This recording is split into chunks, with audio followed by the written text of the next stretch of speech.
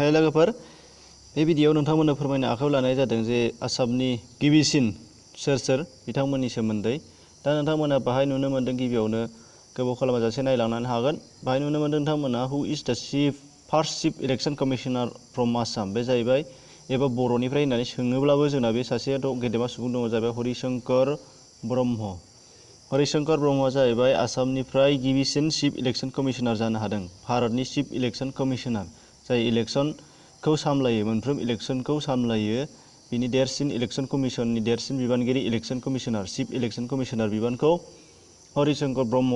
बिथाङा मोनदों बर' मानसि बे जोंनि थाखाय जोबोद गोग्गाथाव आरो आसामनिफ्राय बिथाङानो सेथि जाजेननाय चिफ इलेक्शन कमिशनार जाजेननो हानाय नोंथांमोना नायनो गोसो जादोंब्ला नैबे बिथांनामोन नाथाय रिटायार जाबाय बिथाङा बेनि उनाव नोंथांमोना गुबुन गुबुन आसामनि गिबिसिन सुबुंफोरनि सोमोन्दै मिथिनो मोननाय जागोन नाथाय बिनि सिगां नोंथांमोनहा जुदि भिडिअनि सायाव मोजां मोनोबा लाइक शेयार खालाम आरो चेनेलाव गोदानबा साबस्क्राइब खालामनानै ला बिनिफ्राय नेक्स्टआव जाहैबाय जोंनिया खिन्थानो आखायाव लादों हु is the first governor of Assam आसामनि गिबिसिन गभर्नर जानाया सोरमोन बे जाहैबाय बिष्णुराम मेधि बिथाङा महाराष्ट्रनिफ्राय जाफैदों गिबिसिन आसामनि गभर्नर बेखौबो जों गोसोआव लानांगोन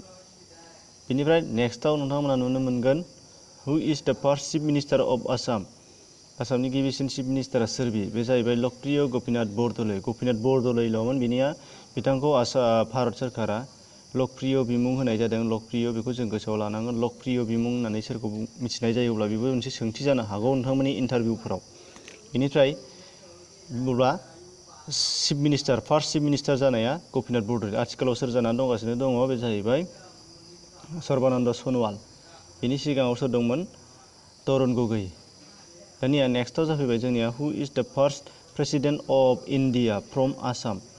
आसामनिफ्राय गिबिसिन भारतनि प्रेसिडेन्ट जाहैनो हानाय हादोरगिरि जाहैनो हानाया सोर बेखौबो जोंनो नांगोन आसामनिफ्रायबो दि सासे भारतनि प्रेसिडेन्ट जाहैबाय बेखौबो जों मिथिनांगोन बे जाहैबाय फाखरुद्दिन आली आहमेद बिथाङा आसामनिफ्राय चिफ मिनिस्टार प्रेसिडेन्ट जाहैनो हादों भारतनि बेखौ जों मिथिनांगोन नेक्स्टआव जाहैबाय who is the first justice of supreme कर्टनि जास्टिस जानो हाजेननाय जोंनि आसामनिफ्राय सोर जाहैबाय बे पार्बती कुमार आगरवाला बिथाङा जाजेननो हादों चिफ जास्टिस सुप्रिम कर्टनि जास्टिस जाजेननो हानाय जादों चिफ नङा जास्टिस जाजेननो हानाय जादों बेनिफ्राय नेक्स्टआ जाहैबाय नोंथांमोननो who is the first chief justice of Guwahati हाइकर्टआव चिफ जास्टिस जाजेननो हानाय आसामनि सुबुङा सोर होनबा हलिराम देका बे जाहैबाय आसामनि गुवाहाटी हाइकर्टआव चिफ जास्टिस जाजेननो हानाय सुबुं बेनिफ्राय नेक्स्टआ जाहैबाय नोंथांमोननो भुपेन हाजरिका बाहाय आं मोनसेल' नाम होनानै मोनथाम होनाय जादों बे जाहैबाय जोबोद गोनांथार भुपेन हाजरिका आसामनि जोबोद गेदेमा सुबुं सम्पद बियो जों बेखौ मिथिथारनांगौ डक्टर भुपेन हाजरिका जाय लिरनायानो जा कालचारानो जा आरो सिनेमायानो जा मेथाइयानो जा गासिबो बिथिङावनो बिथाङा आर्टआव फार्स्टमोन बिनि थाखायनो बिथांनो भारत सोरखारा गोबां बान्था होबाय बिनि गेजेराव गाहायै नैबिसोराव गिबिसिननि मोनजेननाय जादों फार्स्ट पद्म बिभुषन एवार्डखौ मोनदों आसामनिफ्राय भुपेन हाजरिकायानो आरो बेनिफ्राय मोनदों सेकेन्ड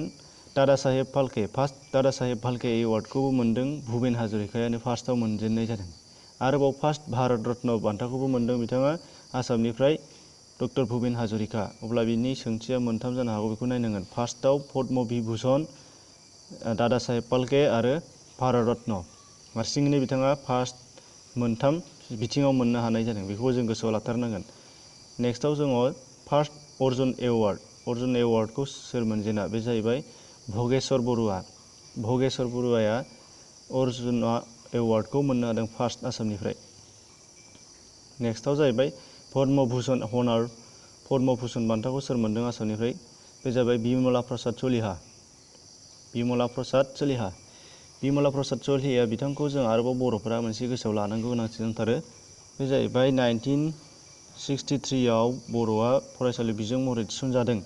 बे थिसनजानाय समाव आसामनि चिफ मिनिस्टारा बिमला प्रसाद चलिहायानोमोन बिथाङासो होफैदों जोंनि गोदो बै समनि क'क्राझार आथिखालनि चिरां बे बासुगावआव 1952 16 नभेम्बराव प्रग्राम जानायाव बर' थुनलाइ आफादनियाव फैनानै बेखौ बर'आवदि फरायसालिनि बिजों नांगौ बेखौ होफैनाय जादोंमोन 1963 उनाव 1963 होनायाव। बेनिफ्राय नेक्स्टआव जाहैबाय फार्स्ट IAS आसामनिफ्राय अच्युत सइकिया। IAS आ अच्युत सइकिया। ICS बेखौ फ्राय मिथिथारनांगौ, बिराद सोङो असमियानि जानाखि साख्रिफोर बेयाव सोंबाय थायो। आनन्दराम बरुवाखौ फ्राय सोङो। आनन्दराम बरुवा बे जाहैबाय ICS